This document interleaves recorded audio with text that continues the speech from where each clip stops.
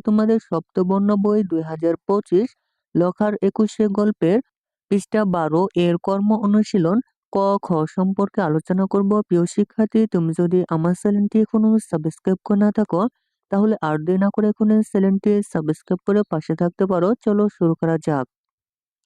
পৃষ্ঠা 12 কর্ম অনুশীলন ক নাম্বার হচ্ছে শহীদ দিবসের ওপর শিক্ষার্থীরা আলোচনা অনুষ্ঠানের আয়োজন করবে। খ নাম্বার হচ্ছে শহীদ দিবস উপলক্ষে ছড়া, কবিতা, গল্প, প্রবন্ধ, নাটিকা ইত্যাদির সমন্বয়ে দেয়ালিকা প্রকাশ করবে।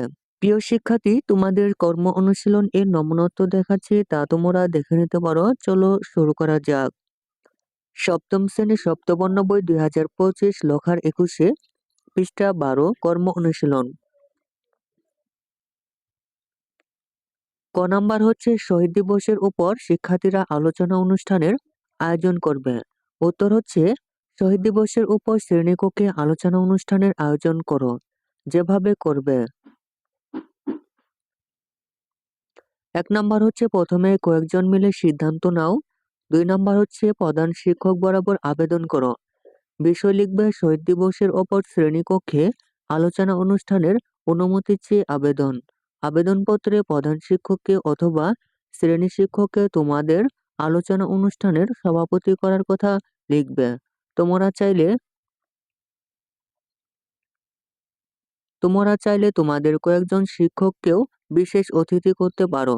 3 নাম্বার হচ্ছে আবেদনপত্র গৃহীত হলে তোমরা নিজেদের উদ্যোগে অনুষ্ঠানের মতো করে শ্রেণীকক্ষের সামনের কয়েকটি বেঞ্চ সরিয়ে ডানে বামে রেখে জায়গা খালি করে নাও। একটা লম্বা টেবিল কাপড় দিয়ে ঢেকে নাও। কয়েকটা চেয়ার বসাও। সভাপতির চেয়ারটা মাঝখানে রেখে দুপাশে কমপক্ষে 2টি চেয়ার রাখো। পেছনে কাগজে লিখে ব্যানার তৈরি করে নাও। 4 নাম্বার হচ্ছে একজন অনুষ্ঠান পরিচালনার দায়িত্ব নাও। 2 জন তার সহযোগী হও। যারা আলোচনা করতে আগ্রহী তাদের নামের তালিকা করো। 5 নাম্বার হচ্ছে একটু রিহার্সাল করে নাও, যাতে সবার সামনে কথা বলতে গিয়ে সমস্যা না হয়। 6 নাম্বার হচ্ছে সবাইকে বসিয়ে দাও। 7 নাম্বার হচ্ছে অনুষ্ঠানের প্রধান অতিথি অথবা সভাপতির আসন গ্রহণ পর্ব শেষ করো। শোকের জন্য কালো ব্যাজ পরে নাও। 8 নাম্বার হচ্ছে আসন গ্রহণের পর শহীদ দিবস সম্পর্কে 2-1 কথা বলার পর সবাই দাঁড়িয়ে 1 মিনিট নীরবতা পালন করে শহীদদের আত্মার প্রতি শ্রদ্ধা নিবেদন করো এবং সময় শেষ হলে যথারীতি আলোচনার জন্য ক্রমানুসারে মঞ্চে ডাকো।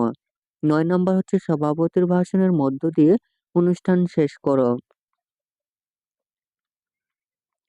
10 নাম্বার হচ্ছে অনুষ্ঠান শেষে সবার প্রশংসা করো এবং আত্মবিশ্বাস নিয়ে পরবর্তী কোনো একটি দিবসকে সামনে রেখে অনুষ্ঠান করার অঙ্গীকার করো এবং শ্রেণীকক্ষটি আগের মতো সাজিয়ে রাখো। মনে রাখবে এই অনুষ্ঠান স্কুল ছুটির সময়ের মধ্যেই করবে।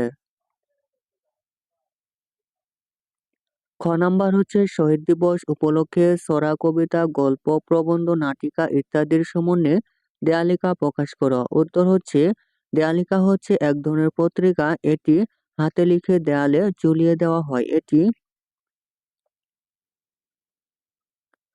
এটি নোটিশ বোর্ডের মতো, তবে নোটিশ নয়। এটি শিক্ষা প্রতিষ্ঠানের বা অন্য কোনো প্রতিষ্ঠানের বিশেষ কোনো দিনকে উদ্দেশ্য করে লেখা হয়। দেয়ালিকা লেখা সুন্দর হতে হয়। তোমাদের মধ্যে যার হাতের লেখা সুন্দর সে এক একটা রঙিন কাগজে সবার লেখা লিখে সুবিধামতো একটার পর একটা লাগিয়ে দেয়ালিকা তৈরি করো। মনে রাখবে যারা এতে লেখা দেবে তাদের লেখা যেন বেশি বড় না হয়, 100 থেকে 200 শব্দের